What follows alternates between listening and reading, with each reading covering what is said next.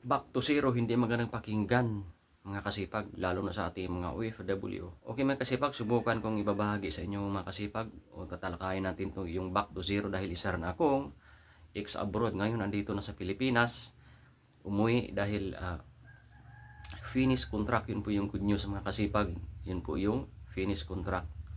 Kaya kailangan sa trabaho natin ay good performance tayo at finish contract, kumbaga para kung pwede po tayo mag-apply sa iba, mayroon tayo may papakitang certification o good contract. Subukan kong tatalakayin mga kasipag yung aking insight about dyan sa back to zero. Yun. Okay mga kasipag, pasensya na mga kasipag kung ang tawag ko sa inyo ngayon mga kasipag, lalo sa aking mga hal na mga subscribers sa mga viewer ay mga kasipag na, dahil sa YouTube ko may napansin po ako nga puro lang daw ako guys, parang iba yung dating ng guys mga kasipag parang iba yung dating ng guys, parang hindi siya masyado rin sa akin pakinggan, hindi siya masyado kagandahan pakinggan sa akin yung puro guys. Kaya pinalitan ko ng kasipag para motivated tayong umaksyon. Welcome sa Diyos Dado Alaman, nagbabahagi ng aking mga vlog, isang vlogger ng Malala, San Pedro, Pulangco. Okay mga kasipag, sana tapusin mong punurin tong video na to para mayroon kang munti ring malalaman about sa kunting kaalaman ko. Kung ikaw ay magaling na at marami nang alam, pwede mo nang i-skip rin itong video natin. Pero para sa mga kagaya kong mahirap lang na may pangarap mga kasipag, pwede niyo akong sabayan mga kasipag dahil hindi lang ako nagtatrabaho, may pangarap din akong mayroon din akong trabaho na, o trabahuin ko na, negosyo. Siya nga pala mga kasipag, ako nga pala si Diyos Dado Alaman mga kasipag, dating OFW, ngayon nandito na sa Pilipinas. Umuwi ako noong December 6 dahil ako po ay finish contract. At saka umuwi po ako, at saka hindi pa ako bumabalik. Hindi pa naman ako local o citizen sa ibang bansa, pero hindi pa talaga ako bumabalik kasi meron akong importante o mahalagang inasikaso. Yun po yun mga kasipag. Yung personal problem, mahirap din po yun, pero kaya naman natin ayusin siya. Pero sa akin, iba po yung sa akin din na personal problem. Kaya gusto ko muna siyang i-fix mga kasipag. Yun po yun mga kasipag. Bago ko ibabahagi sa inyo mga kasipag yung aking insight dyan, or bago ko itatalakayin yung about sa back to zero, kasi mahirap po pakinggan yung back to zero. Naapektuhan po talaga tayo, lalo na tayong mga OFW na kagaya ko di biro lang mga kasipag. Yun po yun talaga, naapektuhan. Isa rin pong apektado dyan hanggang ngayon, pero andito pa naman ako sa Pilipinas mga kasipag, hindi pa ako bumalik. Imagine December 6 pa ako nandito, 2024, dito na sa Pilipinas, dito sa Zamboanga. Yun po yun mga kasipag. Mga kasipag, subukan kong ibabahagi sa inyo mga kasipag yung back to zero. Hindi siya madali lang siyang sabihin mga kasipag, pero kumbaga para siyang masilan siya, kasi nga totoo talagang nangyari gaya na sa akin. Isa rin ako natatamaan dyan sa back to zero, lalo na sa ating mga OFW. Kaya subukan po siyang tatalakayin makasipag at susolusyonan nyo back to zero. Sa simpleng solusyon lang makasipag, alam ko malaking bagay na po ito yung makasipag, lalo na sa mga OFW na kagaya ko. Bago ko simulan mga kasipag, ibabahagi ko muna sa inyo mga kasipag yung aking munting karanasan mga kasipag. Dati pala akong mga kasipag nagtatrabaho sa ex-abroad ako, nagtatrabaho sa yung bansa na una na pinupuntahan ko ay sa Brunei. Okay naman mga kasipag, pero yung mga back to zero, binaliwala ko lang yung salitang back to zero. Binaliwala ko lang yan mga kasipag, yung about sa back to zero. Pero ngayon ko lang na-realize mga kasipag na kailangan pala nating may mag-explain din ng kahit kunting explanation, kahit hindi matalino na kagaya ko, o ma-refresh lang yung utak natin yung about sa back to zero. Kasi ano siya mga kasipag masilan siya. Wala naman akong pinatatamaan dito mga kasipag. Kumbaga yun po yung realidad ba. Gaya ko ako, natamaan ako sa din sa back to zero, pero okay lang din sa akin kasi wala naman tayong binanggit na pangalan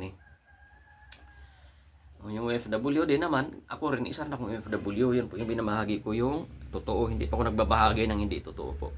Yun po yung back to zero. Pero mayroon akong unti-unti na nating nasolusyonan yan mga kasipag sa aking mga video, yung binabahagi ko dati, yung about sa spending, yung about sa savings, yung about sa emergency fund, at saka yung about sa retirement fund, o pwede ka rin mag-avail ng life insurance, pwede rin yan. Yun po yung mga kasipag dapat natin ay itabi kahit pa kunti-kunti. Kasi ang edad natin mga kasipag, lalo na sa ating mga OFW, mabilis po ang edad natin at uuwi din tayo dito sa Pilipinas o yung mga much better kung citizen or local na tayo sa ibang bansa kasi nga pabalik-balik na lang tayo. Yun po yung kagandahan dyan. Yun po yung makasipag. Ang buhay natin ay, ang edad natin ay mabilis po ang taon. Yun po yung makasipag. Kaya dapat wag nating baliwalain yung back to zero. Yun po yun mga kasipag. Okay, makasipag. Subukan ko sa simpleng pagtatalakay yung about sa back to zero makasipag. Okay, makasipag. Ang pangalawang abroad ko makasipag sa Brunei. Ang pangalawang abroad ko makasipag ay sa Punpi. Okay naman din doon makasipag. Nag back to zero din ako doon makasipag. Nag back to zero din ako doon sa Punpi. Kasi nga sad news din na nawala yung kapatid ko. Sa mundo talaga, hindi natin malaman yung ano natin sa mundo. Hindi natin malalaman yung buhay natin na iisa lang talaga yung buhay natin. Ganun talaga. Kaya kailangan mag-iingatin po tayo palagi. At huwag natin kalimutan magdasal sa ating Panginoong Hesus. Yun po yung makasipag. Pangatlong abroad mga kasipag sa Guam. Okay naman doon makasipag. Malaking tulong sa akin yung sa Guam kasi malaki rin yung pagbabago ko sa about sa financial, about sa ano, pagmamanage ng pera din. Kumikita din ako ng medyo malaki doon. Okay naman. Gastos din ng malaki. Ganoon din naman mga kasipag. Maliit man o malaki yung sahod mo, mamamanage mo lang na maayos. Naniniwala po ako dyan na kakaipon ka rin about yung kahit pa kunti-kunti lang. Okay mga kasipag, yun po yun mga kasipag, yung back to zero ay realidad po siya mga kasipag na hindi natin siya yung iba ay hindi maiwasan. Ako rin noon hindi ko maiwasan yung back to zero mga kasipag, pero ngayon mga kasipag mayroon namang kunting alam na about dyan sa back to zero kasi mahirap po na yan Marami pong nadidepress dyan, na-prostrate. Pero meron po akong simpleng dyan, meron pa akong simpleng solution o diskarte para hindi tayo masyadong problema o mayroon tayong peace of mind. Yun po yung binabahagi ko mga kasipag. Panoorin nyo lahat ng video ko mga kasipag. Scroll down nyo lang dito sa Facebook. Mayroon po ako dyang mga video mga kasipag about sa yun nga mga kasipag. Binabahagi ko makatulong sa atin, lalo sa ating mga OFW, lalo sa for good. Mayroong binabahagi dyan mga kasipag sa for good. Marami ay mga nag-comment sa mga for good. Siguro mga kasipag hindi pa for good is joke lang. Ano lang yung mga kasipag, kumbaga siguro isa din naman ako sa hindi pa for good. Binabahagi ko lang yung realidad. Kasi kung hindi natin i-accept yung realidad, manatili tayo sa ating comfort zone, yun po yung hindi tayo aangat sa buhay.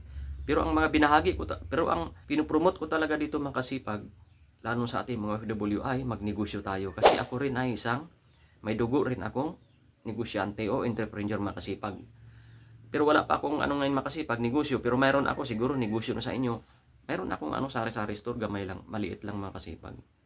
Hindi ko siya matawag na negosyo para sa akin kasi nangangkapital ako ng malaki. Meron akong boarding house, nangangkapital din akong malaki, kaya hindi ko siya matawag na negosyo mga kasipag. Ang tunay na negosyo talaga mga kasipag, yung nanggaling sa aking kamay, nanggaling sa aking abilidad or ability na binigay ng Panginoon, na kahit wala ako, kaya ko maggawa ng pera sa sarili kong kamay. Yun po yung tunay na diskarte mga kasipag. Yan po ako believe sa ganyan na diskarte. Kung mayroong laman yung bulsa ko, kung anong mayroon laman na 5 pesos, 20 pesos, pwede natin palakihin yan sa diskarte. Yun po yung makasipag, kaya yun po yung aking pananaw dyan about sa negosyante o entrepreneur. Ang pinakamabangis pa makasipag ay yung laway to laway makasipag. Yun po yung diskarte para sa akin na tunay na negosyo mga kasipag. Negosyo rin yun makasipag, yung mga kapital ka sa mga may malaking kapital yan, sa may malaking puhunan. Pero yung walang kapital na ako kagaya ko rin na malalaki na kapital, mga milyon na 500,000 ganun mga kapital na malaki, hindi po ako dyan. Wala po sa akin yan kasi kahit na may kapital ako mga kasipag, sa totoo lang magsimula pa rin ako sa walang puhunan o start on what you have. Yun po yun mga kasipag. Yun po tayo mga kasipag, lalo sa ating mga OFW, wag kaagad kapital ang iubos. Simula mo na sa maliit, and then pag lumaki, pwede mo yung dandahan na rin expand for expanding. Kung may pera, much better. Kasi hindi mo na kailangan ng investor. Ikaw na mismo ang investor. Yun po yung mga kasipag. Natumbok rin mga kasipag. Kung malaki ng negosyo mo, siyempre, pwede mo ikaw na rin mag-investor. Kasi may pera ka na itabi. Pero kung sa simula pa lang, ang para sa akin na diskarte ko, iwan ko lang sa inyo, magsimula ako sa halos wala. Yun po yun. Para pag masakit, para pag nalugi, hindi masakit. Yun po yung simpleng diskarte ko mga kasipag, yun po yun. Pero yung diskarte ko na yan ay totoo mga kasipag, kasi proven yan mga kasipag. Kasi meron akong extra income mga kasipag. Actually, hindi ko pa matawag na negosyo. Marami ang customer, nasubukan ko na yan mga kasipag. Kaya nga pinopromote ko talaga dito sa vlog natin mga kasipag ay magnegosyo tayo, lalo na tayo mga OFW. Panoorin nyo lang yung mga video mga kasipag, mayroon kang matutunan dyan sa mga kagaya kung kunting alam o kumakain ng 3 beses ang araw, sa gaya kung wala pang resulta, isang mahirap lang pero may pangarap, hindi lang sa vlogger kundi papunta tayo sa hindi magkakaroon tayo ng kanya-kanya nating negosyo. Yun po yun mga kasipag. Okay mga kasipag, maraming salamat sa panood ng video na to mga kasipag. Huwag ka mag-alala mga kasipag kung zero ka ngayon. Nakagaya ko, pero tingnan nyo ngayon, nandito pa ako sa Pilipinas. Nai-eliminate ko halos yung back to zero. Kumbaga, nasusolusyonan ko halos yan ng dandahan. Yun po yung mga kasipag. Nandito pa ako. At saka mayroon ako mga vlog mga kasipag na huwag kang umasa sa ipon. Kailangan mong magtrabaho kasi ang ipon madali maubos. Lalo sa ating mga OFW. Meron ang mga binabahagi dyan mga kasipag. Ang kagandahan mga kasipag, pag na-adapt mo yung back to zero na realidad, kumbaga mapaghandaan mo na siya mga kasipag, ma-prepare mo na hindi pala tama na ganito ako palagi. Kailangan mo ring improve sa ating buhay. Hindi lang puro back to zero na sanay na tayo sa back to zero. Yan po yung makasipag. Okay mga kasipag, maraming salamat sa panood ng video nito mga kasipag. Mayroon pala ako mga makasipag, mayroon akong HE Malupit Group na ginawa sa aking kaalaman din, bisa aking kaalaman na pwede tayo maglapag, lalo na yung mga magaling dyan, na mga heavy equipment operator, pwede tayo maglapag para matuto yung iba na mga operator, matuto yung iba ng mga baguhan na mag-operate. Ato nang ibabahagi yung ating mga kaalaman. Yun po yung mga kasipag, yung ating mga galing, ibabahagi po natin mga kasipag. Okay mga kasipag, maraming salamat sa panood ng video na to. Kung nagustuhan na yung video na to mga kasipag, or lalo sa ating mga mahal na OFW, I love you, pwede niyo akong i-subscribe sa my YouTube channel, o pwede niyo akong i-like, share, and comment to my video. Pinapasasalamat na rin para ma-notify ka, at para ma-notify ka sa ating mga sunod na naman na topic or video. Okay mga kasipag, hanggang dito na lang yung video ko mga kasipag. Maraming salamat sa panood ng video na ito mga kasipag. Sabi ng Panginoon sa Lucas 10:16, ang mapagkatiwalaan sa malit na bagay ay mapagkatiwalaan din sa malaking bagay. Ang madaya sa malit na bagay ay madaya rin sa malaking bagay. Tandaan mga kasipag ang pinopromote ko talaga dito, magnegosyo tayo mga kasipag. Maging negosyante tayong mga OFW. Pero hindi naman lahat mga kasipag, kasi risky nga po ang negosyo. Pero nandyan po ang opportunity sa risk. Kung malugi man tayo, yun po yung learning natin. O yung nagpaalala sa atin kung malugi tayo. Kailangan, nire-record ko sinasabi ko magsimula sa maliit. Yun po yung sinasabi ko para hindi masakit. Yun po yun. Yun po yun mga kasipag. Okay mga kasipag, maraming salamat sa panonood ng video na to. Sana nagustuhan mo yung video na to. Maraming salamat. Bye. Ciao. I love you.